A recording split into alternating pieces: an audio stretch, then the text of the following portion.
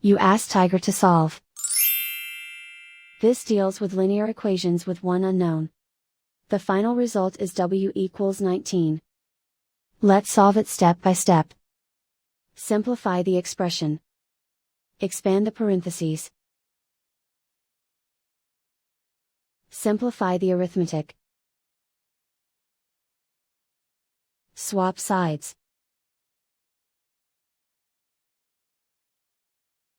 Group all constants on the right side of the equation. Add 68 to both sides. Simplify the arithmetic.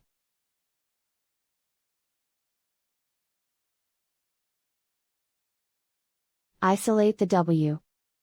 Divide both sides by 4. Simplify the fraction.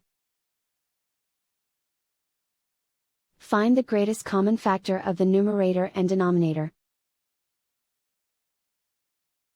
Factor out and cancel the greatest common factor.